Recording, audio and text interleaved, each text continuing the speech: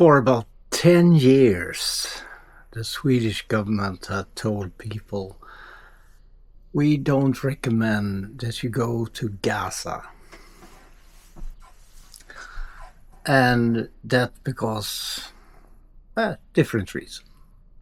Not the discrimination of the Gaza people or something like that, but because it has been or is dangerous for people to go there. So they recommend that you don't go there.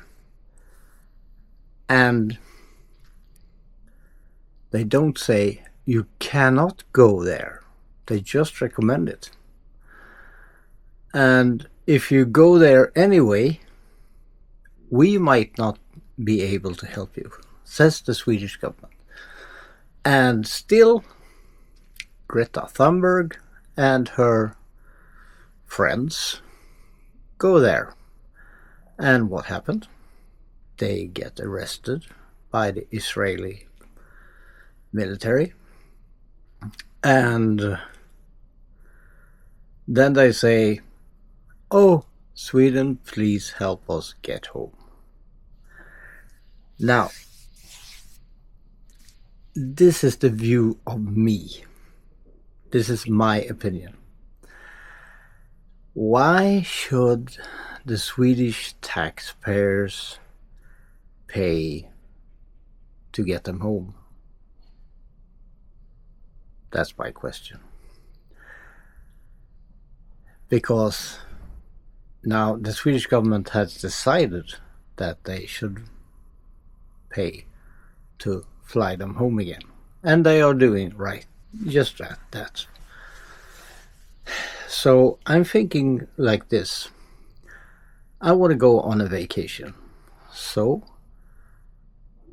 I might take a quiet boat ride to Gaza and then been flown home by the taxpayers' money.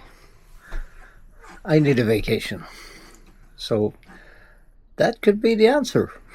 It will not be a nice vacation, but the weather is better there than it's here. And we don't have any Israeli bombers who bomb our houses and something like that. But the issue here is not the Israeli war against Gaza. It's the principle of you're not supposed to go where the government of Sweden recommend that you don't go because you might get help, not get any help. So I have no issues or otherwise. I just don't want to pay for it.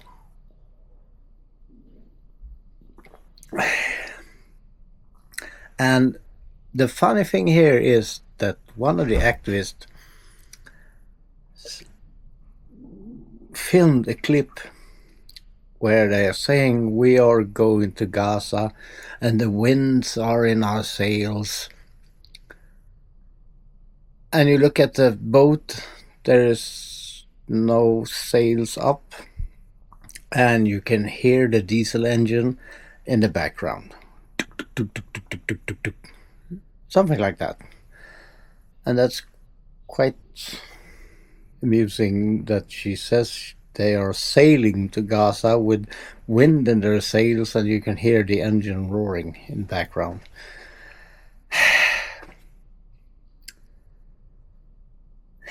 I mean, I work for a living. And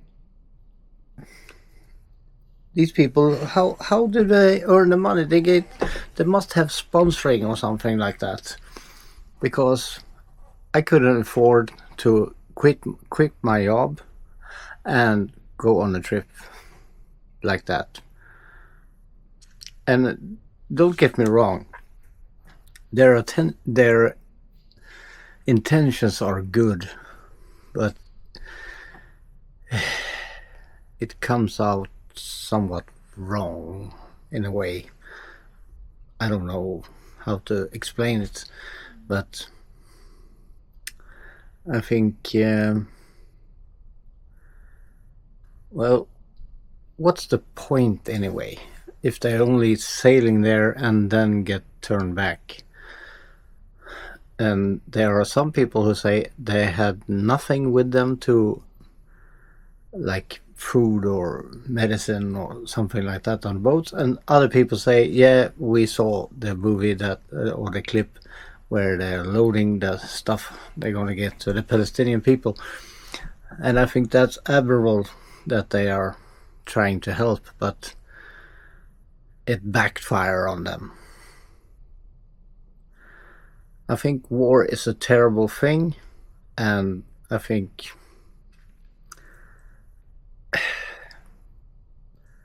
well,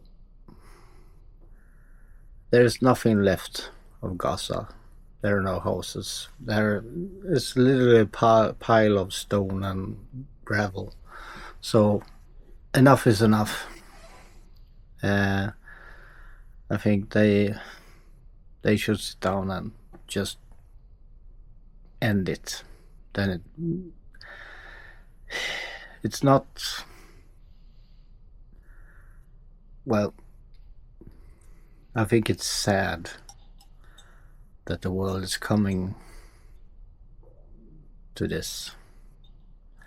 And even the Ukraine is too many people.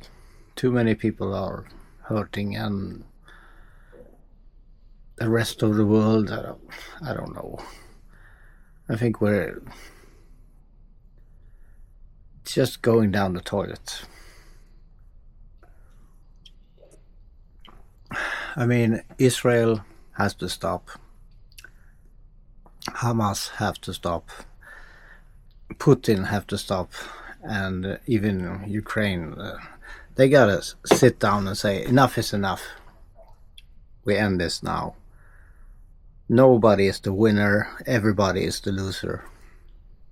The whole world is losing. And this stuff, like war and conflicts, is spreading like a wildfire on the earth. And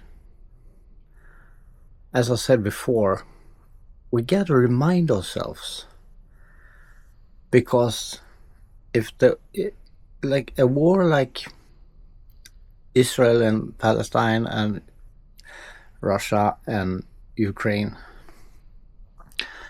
when you're sitting here in Sweden, it seems so far away, but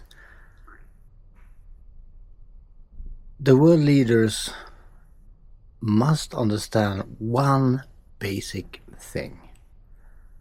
We all live on the same planet.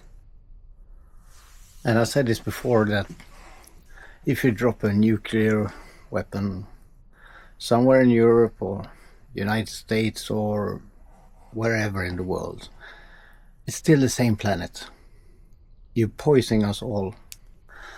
So I wish I could go back to the 80s when life was easier, and well, we had a Cold War, but no wars. Well, maybe some wars in the other parts of the world, but we still live on the same planet, so we all somewhat get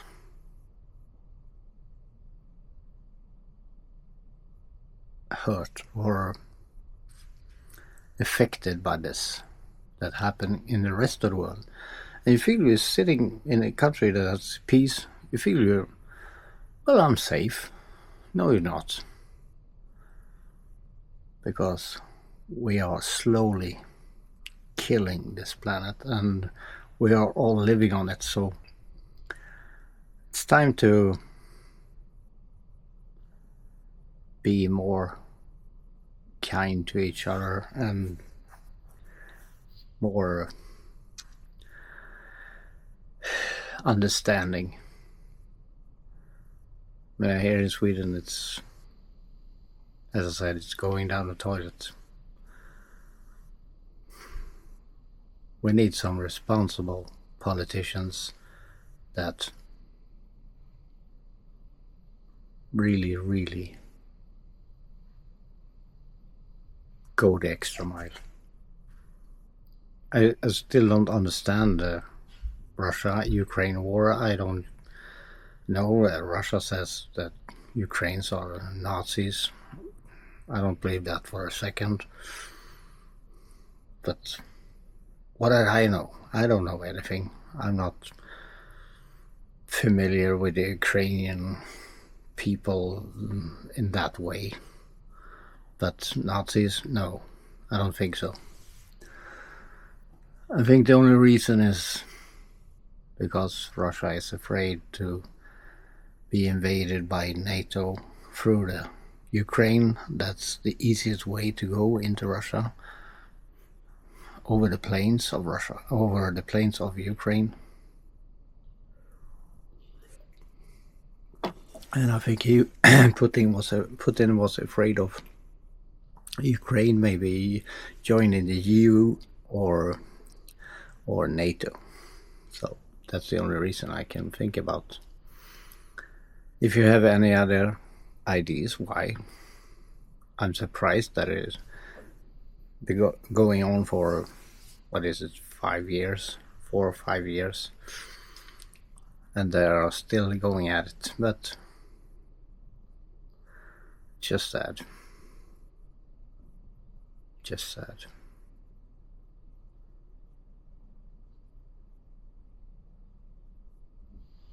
Well, that's my message to the world today.